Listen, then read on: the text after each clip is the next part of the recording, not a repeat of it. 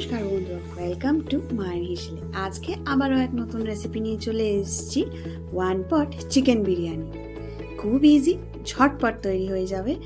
চলুন তাহলে রেসিপিটা শুরু করে দেওয়া যাক। প্রথমে আমরা শুরু করছি একটা প্রেশার কুকার নিয়ে। তার মধ্যে 3 থেকে 4 টেবিল চামচ মতন সাদা তেল দিয়ে দেওয়া হলো। তেলটা গরম হয়ে আসলে ওর মধ্যে এবারে একটা শুকনো লঙ্কা 2-1খানা করে কেটে, তার সাথে হাফ টিস্পুন মতন গোটা জিরে, 4-5টা তেজপাতা আর কিছু গরম মশলা, আমাদের বাঙালিদের গরম মশলা, ওই এলাচ, লবঙ্গ আর দারুচিনি দিয়ে ভালো করে এটাকে নেড়ে নেওয়া হচ্ছে। সব কিছু ভাজা ভাজা হয়ে আসলে এর মধ্যে পাতলা পাতলা করে কেটে রাখা পেঁয়াজ সেগুলো করে দিয়ে দেওয়া হলো। এবারে এটাকে নেড়ে নেওয়া হবে।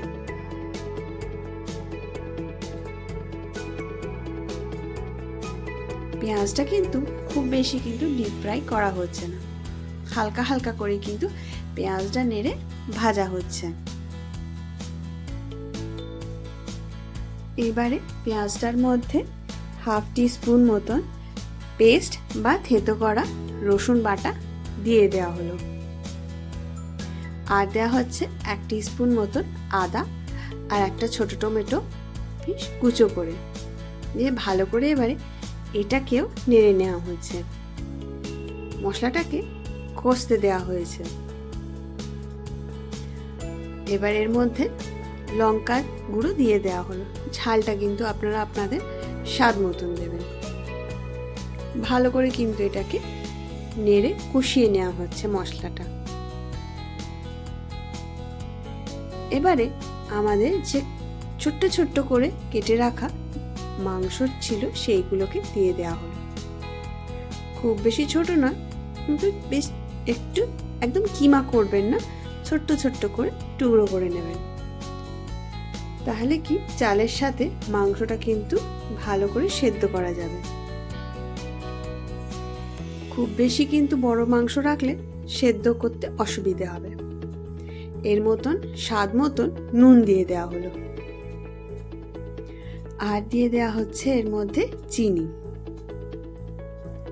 চিনিটা আমরা এখানে 3 টিস্পুন মতন দিয়ে ভালো করে আবারও মাংসটাকে নেড়ে একটু কষিয়ে নেওয়া হচ্ছে। অল্প একটু হাফ কাপ মতন জল দিয়ে দেওয়া হলো, যাতে মাংসটা ভালো করে একটু মশলাটা কষিয়ে নিয়ে যেতে পারে।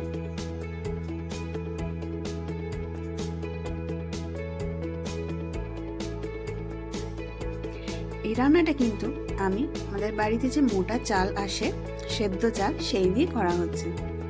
সেদ্ধ চালটাকে 1 ঘন্টা মতন ভিজিয়ে রাখা হয়েছিল জল দিয়ে ধুয়ে। তার মধ্যে এবারে একটা গোটা লেবুর রস দিয়ে এবারে ভালো করে এটাকে মিশিয়ে নেওয়া হচ্ছে। এবারে এই কষানো যে মাংসটা ছিল তার মধ্যে এই চালটাকে এবারে দিয়ে দেওয়া হলো। এবারে ভালো করে মিশিয়ে নেওয়া হচ্ছে চালটা মাংসের সাথে। আপনারা যদি চান তাহলে আপনারা কিন্তু নর্মাল যে চাল আছে আপনারা খান বাড়িতে, সেই চাল দিয়েও করতে পারেন, বা যে কোনো চাল ব্যবহার করতে পারেন এর মধ্যে। এবারে যতটা চাল দিয়েছি সেই অনুযায়ী তার 1.5 গুণ আমরা জল দিয়ে দিয়েছি। আমরা 1 বাটি ভর্তি চাল ছিল, তাই 1.5 বাটি মতন দেয়া হয়েছে জল, আর অল্প একটু ফুড কালার দিয়ে দেওয়া হয়েছে। আপনারা চাইলে ফুড কালারটাকে অ্যাভয়েডও করতে পারেন। 1 চামচ মতন এখানে গরম মশলার গুঁড়ো দিয়ে দেওয়া হলো, আর দেওয়া হচ্ছে এখানে ঘি, ভালো ঘি দিয়ে দেওয়া হয়েছে 2 টিস্পুন মতন।